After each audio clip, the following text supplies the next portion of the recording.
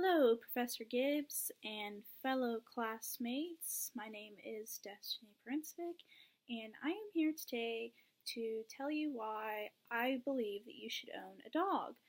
Um, dogs they're so much fun to have in the house, to hang out with when you're lonely, and there's many reasons why. But today I will only be discussing 5 top reasons. These 5 reasons are that they're good listeners, that they're always glad to see you, they're good protectors of the house, and they can sense when something's wrong, kind of like a sixth sense type of thing, and that they will teach you responsibility. So let's just dig right into this. Um, Dogs are good listeners. There's times when I would have a bad day and I would come home to my dog Patches and I would just sit on my bed and I would not be having a good day, or it's just, something's going on, or for whatever reason I'm just upset. And she would just cuddle next to me while I just spilled my guts. It's just a good way to vent without anybody knowing. Like if I got into an argument with my mom or one of my best friends, like I wouldn't have to go and talk about it to somebody else. I could just talk to my dog. It sounds silly, but it really did help a lot to just be able to sit there and either cry, or at times I was so frustrated that I just didn't know what to do, but she would just come next to me and she'd comfort me, and she would give me little kisses and make me feel like everything's gonna be okay, even without having to say anything, because I mean she's a dog and she doesn't talk. So another way that they're good listeners though is that I have 2 little brothers back home, and they're 9 and 4. So they're trying to learn how to read, or they go to private Christian schools, so they're memorizing scripture and just things like that. And my dad told me that they would sit at home with their new dog Daphne, and she's just this little dog, about this big. She's like a mutt, and we don't really know what she is, but she's still really cute.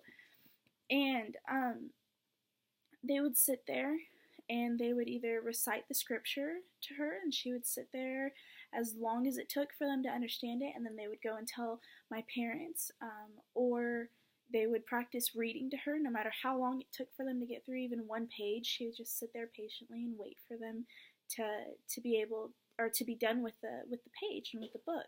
So they're really good listeners.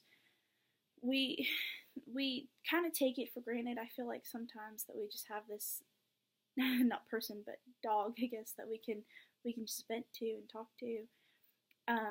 We know that they love their owners. We know that dogs love their owners, and while listening is one way that they show their love, they're jumping up and down in excitement when you get home too. They're always happy to see us, which is reason number 2. There's family that we don't always want to be around, but our dogs always want to be around us. They always want to spend time with us. They always want to be in the same room with us. If you have a dog that likes to cuddle, they always want to lay on the couch with you or get in bed with you. Like they just love to be around you. You are their best friend. You are, their person. You're everything to them. And so no matter how difficult of a time you're having, no matter how rough your day at work was, and you come in and you open the door, and unless you kennel your dog, which in that case would be when you go to open the kennel, they're just so excited to see you, and they're jumping up and down, and their excitement level is just so through the roof, like ready to see you, jumping up and down. And you open the door and they come running at you, jumping on you, excited. They're always happy to see you. And to me, like, that's kind of an encouragement booster. It's kind of a like, oh, like somebody loves me, like no matter how bad of a day I'm having. And they'll listen to you, they'll be excited to see you no matter what's going on. We know that they'll jump up and down when you walk through the door, when you open the door to let them out of their kennel. But when it's a stranger, it's completely different. So reason number one was that they're good listeners. Reason number two is that they're always excited to see you. And reason number three is that they'll protect you. Now, my dog Patches is so excited to see us when we walk through the door. But if somebody so much as walks by our mailbox, our poor postman on the sidewalk just hears it. We have a big pit bull back home, and so she's pretty vicious.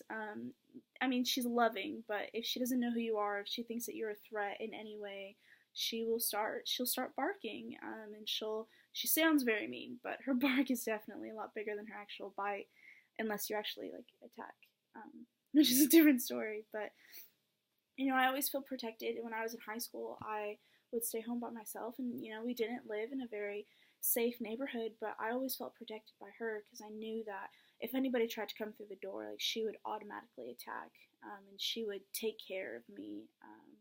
But she's also good at listening, and so you can train a dog to, yes, protect you, but if somebody who's not normally at your house comes through the door and they start to attack, you can train them and tell them halt or yield or whatever word you use. For us, we just say Patches, stop, and she stops. But I still always feel protected. I always feel loved and encouraged by her, and so protected. It's their instinct to be protective against intruders, and I've noticed they've also tried to warn their owners against natural disasters or sicknesses, just things like that. And so studies have actually proved that dogs have kind of this sixth sense thing going on. While they don't have supernatural powers, that's not what I'm saying at all. They seem to have something else. They can kind of smell it when their owner has certain diseases and illnesses, that they can smell it through us, and they try to let us know in ways that we may not always pick up on, but they do. They're more loving, they're more nurturing. Even when we don't know that we're sick, they can sometimes, not always, but sometimes tell. But this is definitely noticed when we're going through natural disasters. Dogs can hear 20 times better than humans can. And so this means that they can hear thunder miles and miles before it's anywhere close to where you actually are. They can also sense drops in the barometric pressure and a rise in the amount of static electricity in their environment. All of these things are signs of thunderstorms and tornadoes. They'll run around barking, they'll jump up and down. Sometimes they'll start whimpering, crying a little bit, trying to hide. Some dogs will actually try to find shelter from a storm if they can sense that it's going to be pretty bad, which gives their owners even more time to find shelter for themselves. And so, they've helped thousands. Dogs have helped thousands of families. There's stories all over the internet, all over the news, of dogs helping families, either warning them of rare diseases that they have somehow, or saving them from an undetectable storm that's coming that the family is just unaware of. But they can also help in all these ways that they already help us. And the last reason is that they teach responsibility. And so, for a child especially, you get a dog because your child is just begging you for a puppy, and you place the child, depending on how old they are, you place the child in responsibility of feeding them, walking them, bathing them, giving them water, playing with them, whatever it is that the animal, the dog, needs, and this gives them a sense of responsibility. It gives them a sense of somebody else or something else is relying on me, and I need to make sure that I take care of it. If it doesn't happen, then the dog doesn't eat, and parents can secretly or somehow find a clever way to actually make sure the dog eats. But as far as the child knows, if I don't feed it, then my dog's not going to eat, and then something's going to be wrong. And it works the same with a single person who lives by themselves. Maybe teaches them responsibility for when they do become a parent. So these are the 5 reasons. These are just some very small reasons, and plus they're so cute. Why wouldn't you want to? You look at a little puppy and it just kind of melts your heart.